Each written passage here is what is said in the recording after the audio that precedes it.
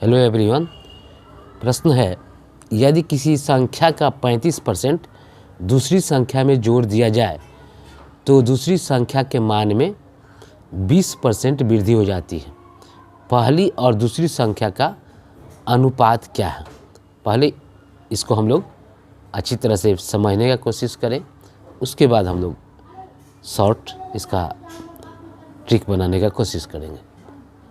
कह रहा है किसी संख्या का 35%, मान लेते हैं कि पहली संख्या x है, तो x का 35% x है, x का 35% बोल रहा है, 35% दूसरी संख्या में जोड़ दिया जाता है। पहली संख्या का 35% दूसरी संख्या मान लेते हैं कि y है, इसमें जोड़ दिया गया तो क्या हुआ? तो दूसरी संख्या के मान में 20% वृद्धि हो जाती है। दूसरी संख्या क्या है? y, इसके मान में 20% वृद्धि हो गई, मतलब ये संख्या क्या हो गई?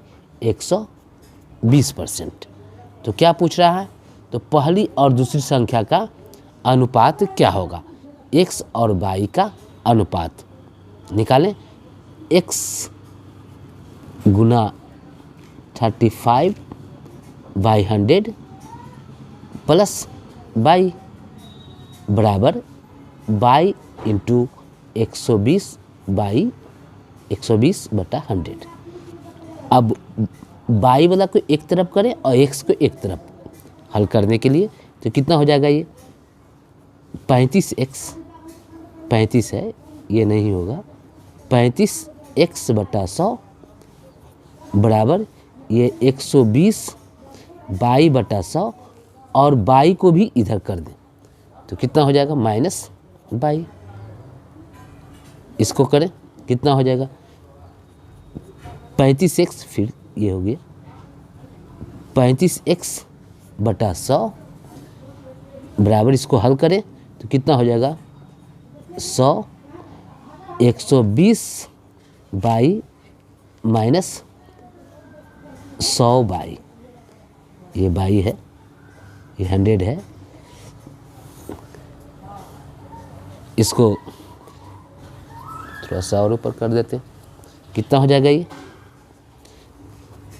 35x/100 बराबर 20/100। ये 100 से 100 कैंसिल हो जाएगा। अब 5 से इसको काट सकते हैं, या x y को इधर ले आइए तो x/y बराबर क्या हो जाएगा? 20/35। 5 से काटिए 4 बार और 5 से 7 बार। इस तरह से x अनुपात y बराबर 4:7। परीक्षा में ऐसे नहीं बनाएंगे, ये समझने के लिए x और y का अनुपात इस तरह से निकाले। एग्जाम में कैसे बनाएंगे? एकदम बहुत ही आसान तरीका, आप इसको ध्यान से देखेंगे समझ में आ जाएगा। कह रहा है किसी संख्या का, यदि किसी संख्या का, क्वेश्चन को फिर से पढ़ें, यदि किसी संख्या का 35% दूसरी संख्या में जोड़ दिया जाए तो दूसरी संख्या के मान में 20% वृद्धि हो जाती है। पहली और दूसरी संख्या का अनुपात क्या होगा? दूसरी संख्या में कितना वृद्धि होती है? 20% की। तो आराम से जो वृद्धि हुई दूसरी संख्या में उसको आगे लिखेंगे 20%। और क्या है कि किसी संख्या का 35%, मतलब पहली संख्या का कितना है? 35%, तो ये 35% को बाद में लिखेंगे। इसको कैंसिल करें, 5 से 5 24, 5 7 35, 4:7।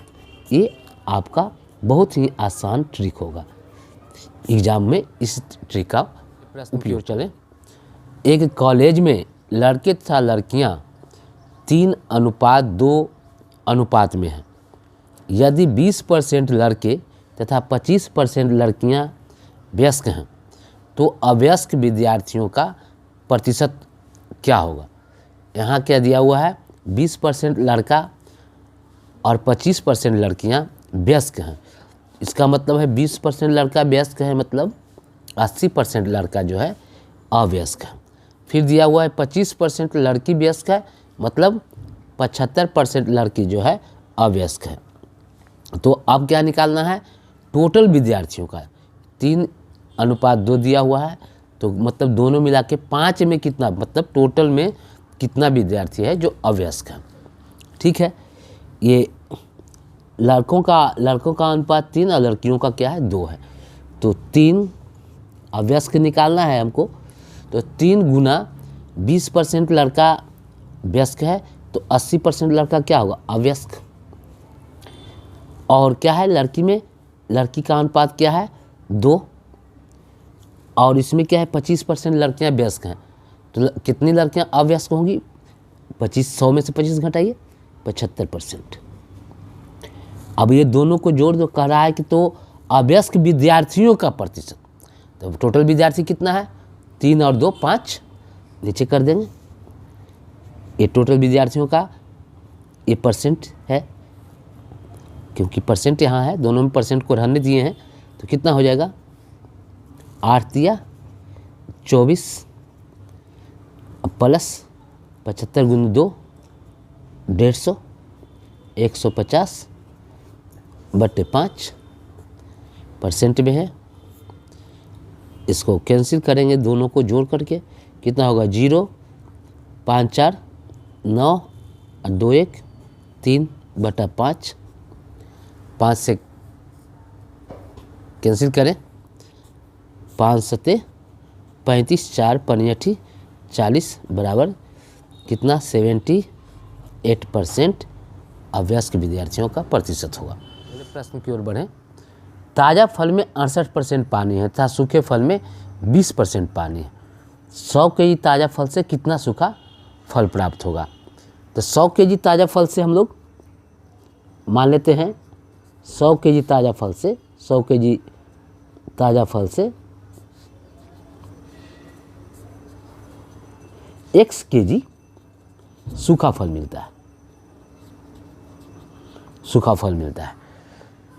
कह रहा है कि ताज़ा फल में 68% पानी है और सूखा फल में 20% पानी है। यहाँ 100 केजी ताज़ा फल से ही हम प्राप्त किए हैं x केजी सूखा फल। अगर जो पानी दोनों में है वो भी उड़ा दिया जाए तो जो शेष बचेगा वो तो दोनों का भाग समान होगा। तो 68% पानी इसमें है और इसमें कितना है 20% पानी।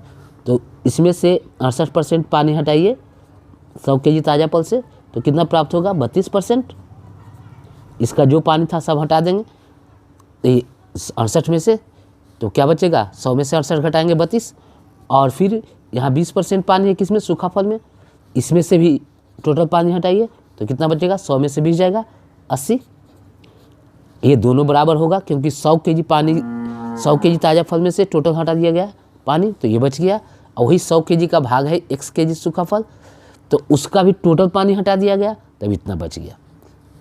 अब इससे इसको कैंसिल करें, इससे 0 से यहाँ 0 कट गया, 8 से 8 चौ 32 और 10 गुने 4 40 केजी आपको x का मान होगा जो कि 100 केजी ताज़ा फल से प्राप्त होगा।